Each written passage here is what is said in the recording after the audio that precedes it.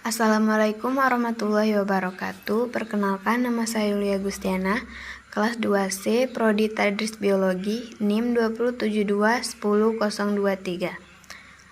Baiklah, pada video kali ini saya akan membuat tugas UTS pengetahuan labor biologi dengan dosen pengampu Ibu Suraida SSI, MSI, mata kuliah pengetahuan labor biologi. Diterjemahkan dari bahasa Inggris, diseksi adalah dismembering dari tubuh hewan meninggal atau tanaman untuk mempelajari struktur anatomi. Otopsi digunakan dalam patologi dan kedokteran forensik untuk menentukan penyebab kematian pada manusia.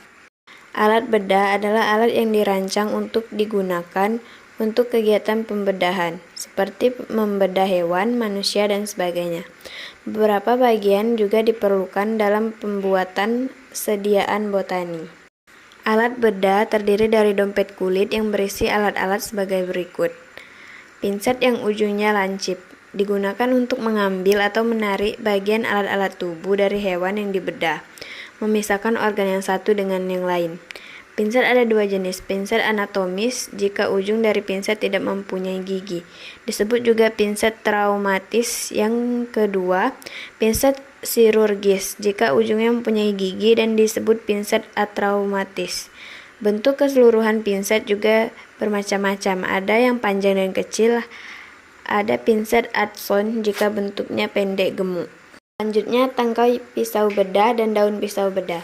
Daun pisau bedah dipasang pada tangkai pisau bedah dan digunakan untuk menguliti hewan yang dibedah, memotong bagian-bagian tubuh, dan sebagainya. Daun pisau dan tangkai pisau merupakan satu kesatuan. Pisau tersebut ada dua macam, yaitu yang berujung lancip dan yang tak berujung lancip. Model ini dapat diasah, sedang yang lepas umumnya dibuang saja bila sudah tumpul. Saat ini pisau dan gagangnya sudah terpisah dan tidak perlu diasah. Sekali pakai langsung dibuang. Untuk gagang ada dua ukuran, yakni ukuran atau nomor 3 dan nomor 4. Pisaunya sendiri ada banyak macam bentuk dan masing-masing mempunyai nomor. Umumnya di bidang bedah digunakan mata pisau nomor 11, 15, 21 tergantung tujuannya.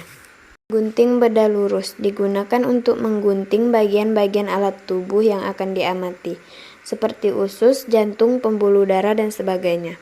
Umumnya digunakan untuk mengadakan bukaan pertama pada bagian tubuh yang akan diperiksa. Gunting sangat banyak macamnya. Ada gunting perban, ada gunting Metzenbaum untuk menggunting jaringan, gunting Potts untuk membedah jantung dan pembuluh darah, gunting benang dengan kedua ujung tajam atau salah satunya yang tajam. Ada juga gunting benang dengan salah satu ujung bilah berlekuk. Paku bedah bertangkai atau berujung lurus digunakan untuk memakukan atau merentang bagian-bagian alat tubuh pada papan bedah. Juga dapat digunakan untuk memisahkan bagian alat tubuh yang sangat kecil dan halus. Jarum bertangkai atau ujung bengkok dan tumpul digunakan untuk mengangkat bagian alat-alat tubuh yang terletak di bagian bawah untuk menelusuri urat atau pembuluh agar tidak rusak. Klem bedah ada banyak jenis juga, ada klem pen, klem kocer, mosquito atau klem angel 30, 45, 90 derajat, kadang disebut preparent klem. Klem pembuluh darah yang bersifat atraumatis untuk pembuluh darah. Surgical blades atau skalpel ini berbentuk menyerupai mata pisau kecil dan berfungsi menginsisi kulit dan memotong jaringan secara tajam. Selain itu, alat ini juga berguna untuk mengangkat jaringan atau benda asing dari bagian dalam kulit.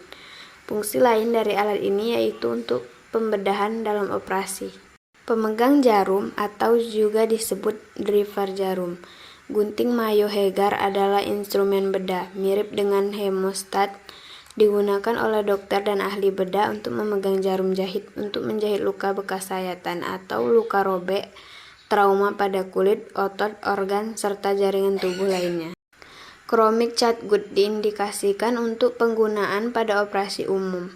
Sangat cocok untuk digunakan dalam jaringan lunak dan untuk ligasi, termasuk penggunaan dalam prosedur oftalmik, tapi tidak untuk jaringan kardiovaskular dan neurologis. Tindakan prosedur jahitan chronic charge, minimum reaksi jaringan akut diikuti. Loop atau kaca pembesar merupakan alat optik yang menggunakan jenis lensa cembung. Fungsinya yaitu untuk melihat benda kecil supaya terlihat lebih jelas dan lebih besar.